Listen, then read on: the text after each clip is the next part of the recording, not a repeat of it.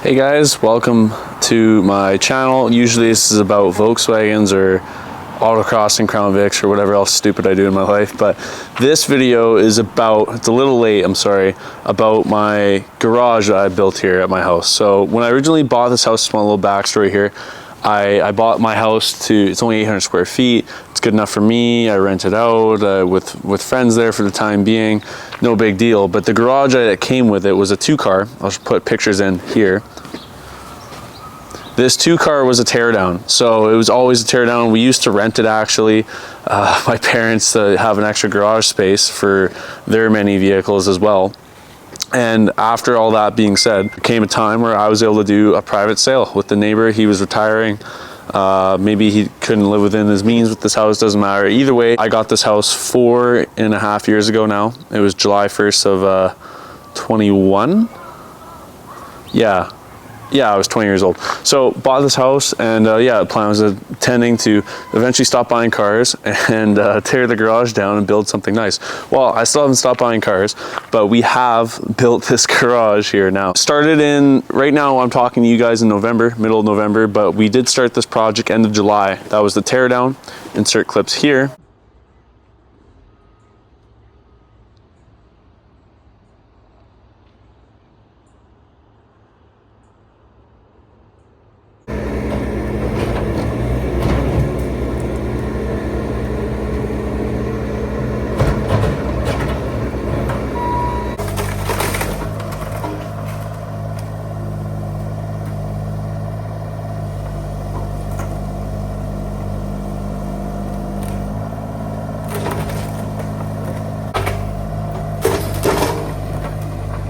It's down, one swoop. Besides the pissed off wasps. There we go. The old one was squirrel infested, sometimes wasp infested, sorry. Scott Ross with Year to Boss Construction. I said, let's build a garage. So, and then this is what we have here. I'm gonna turn around here, you can stop looking at me. This is my 32 by 27'6" deep 3-car garage. Don't mind the daily drivers in front of it, but I'll try and give you guys a little walk around here. First off, we have the both doors are 8 foot tall.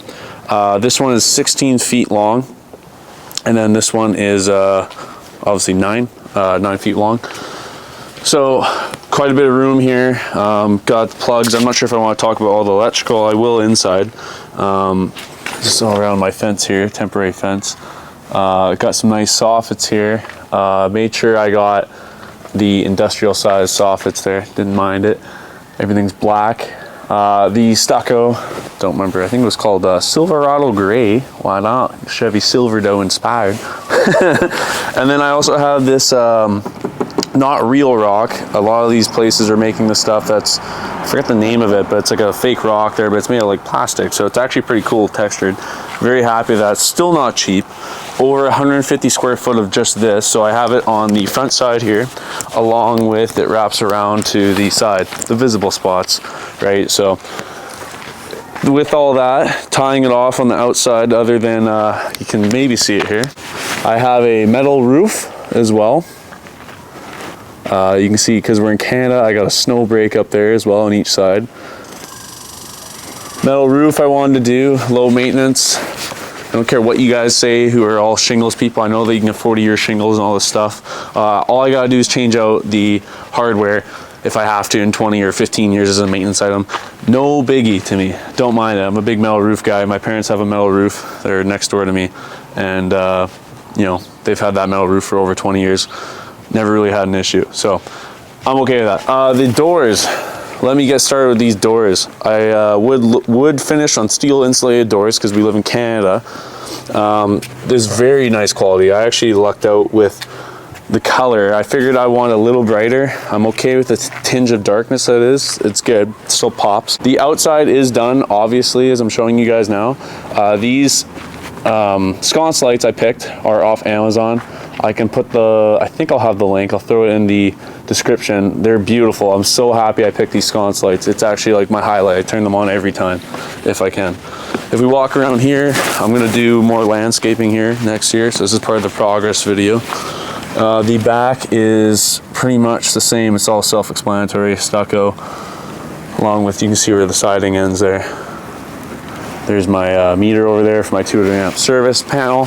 That's another thing. I ended up getting a 200 amp service, separate hydrometer here for the garage. So if I ever decide to rent my house out, the plan is then I can always have this garage for my dad and I, who lives next door for me, to use together.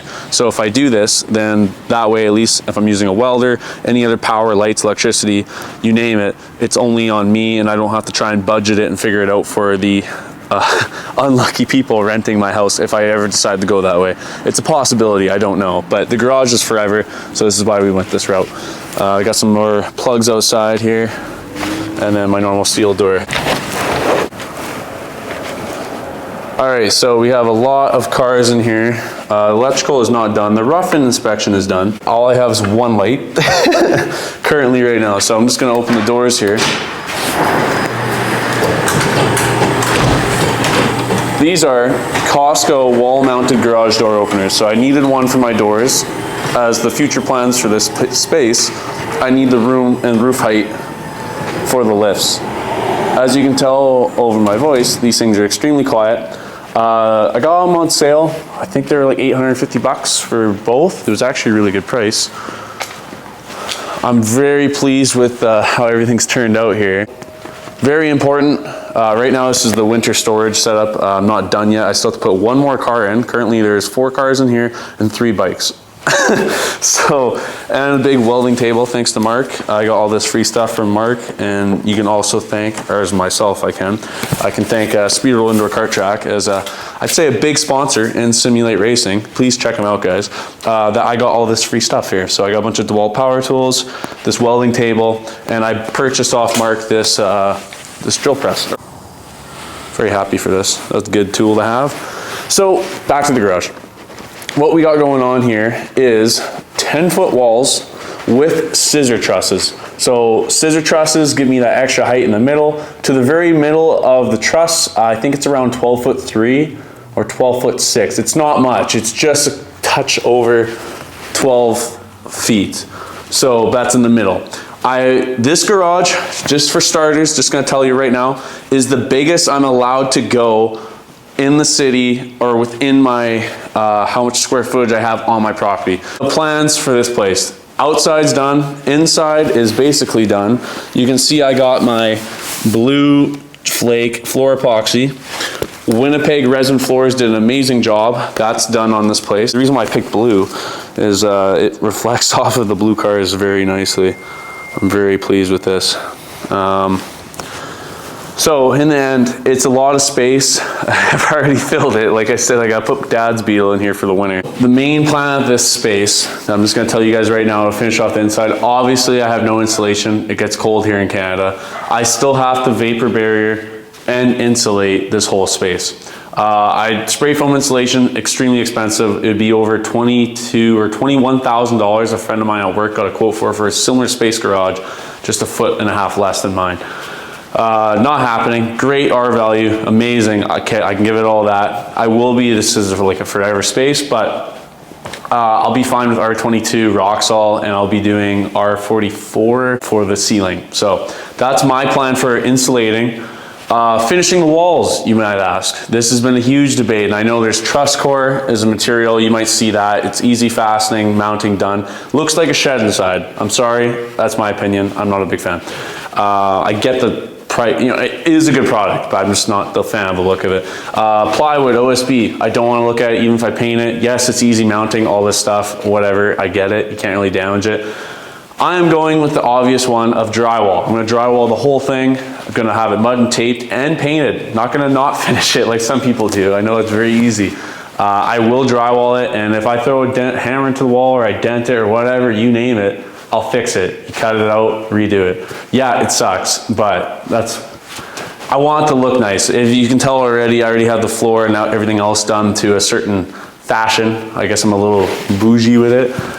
This is just the way I want to do it. So when it comes down to it, I will be doing drywall. I'll be mounting a few things. I already got plans for each wall, this wall and that wall. We'll have 3 neon signs on each side there, bar signs, car related, who knows.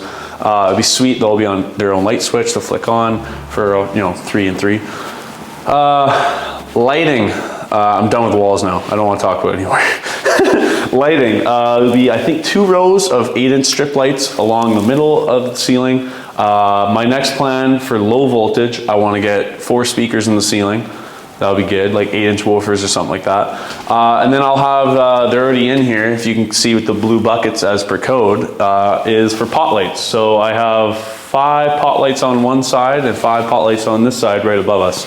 So those ones I can be on dimmers, and then they'll be like chill lights. So there's that. Last question, you're probably wondering, well, if we're already making Garage Mahal, what is next? My next plan, I was hoping to do it this year, but it didn't work out, is two four post lifts exactly here, right where the 60 is and right where my Crown Vic is. So I can fit 2 4-posts. They're gonna be very close together based on my space I have. I'm dealing with the space I have. This is the cards I'm dealt. This is what we're doing. But 2 4-post lifts there, probably from Canadian Auto Equipment out of Calgary for now, we'll see. And then right where the 51 is, right here in the single door bay, will be my 2-post lift for working on projects, maintenance, whatever, you name it. Not storage. If I need to for a week or 2, yes, that's fine.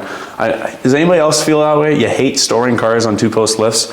I know we do it temporarily, but it feels wrong. Anywho, so yeah, 2-post lift will be over there. It's just gonna fit. The problem is, like I already told you about my trusses, and this is why I did the trusses, is for maximum ceiling height for storing cars in it, in case I ever decide to put something that's not a Vet or a 911 or a Beetle or a Gia on a 4-post lift, I have the roof height.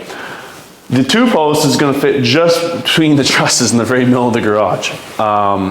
Unfortunate, but that's just the way it goes.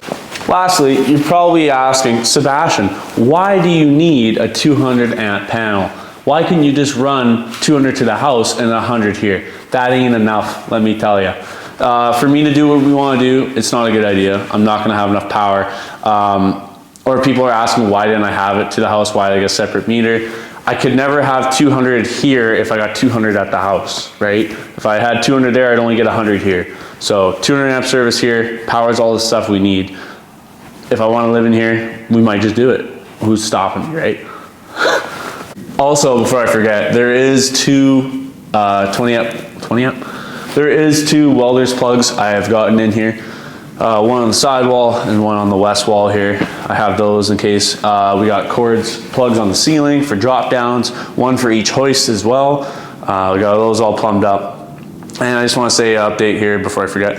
Rough inspections were both done for construction and for the electrical. So on the right track, garage is ready to be finished off. Now you're probably wondering, who's doing your electrical? I got my cousin Max to be doing that. He has his own company there. It's Max's Electric. He'll be doing that. So to power all this stuff, a compressor, a bar fridge, all the signs, the hoist, the 2-post is the one that takes 220, and the 4-posts take 110, no big deal. They're 20 amps. And my electric car plug I also have that I don't need, but future-proofing. Other than all the low voltage stuff, it doesn't matter. I think that's really it based on electrical.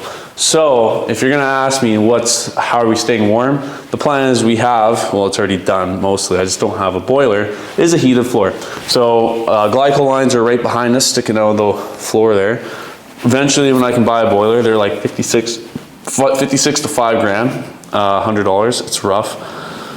A boiler, and I'll probably run a construction heater just over there at the southwest wall, like in the ones that mount in the ceiling there that turn on with the thermostat. I think that's my plan. It should be warm, pretty warm here all year long. So yeah, this year's a write-off, not working on cars. I won't have the space. You can already see how kind of filled up it is now with 4 cars and 3 bikes, and I gotta add 1 more car. I can do it. That's my plan here, and I gotta get my dad's car in, like I said. But yeah, I think that's it for a garage update. I'm sorry I haven't showed progress of each step of what's going on, but now the most important part of the inside is left to be done, and you can guys basically see it unfinished and needing to do everything except for the floor. Now we can see the progress of like, hey, new sign here, workbench there. Obviously this whole wall behind us, the west wall, will be all the workbench tools and all that stuff. So I'm going for a very clean look. I've always been saying it as a joke, but I kind of mean it, of a Leno's garage kind of thing. I'm glad I did these windows here behind us, that my camera's not picking up the light properly. South-facing windows, happy I did that. Natural light in here is great. This is basically all natural light because I only have one working light currently.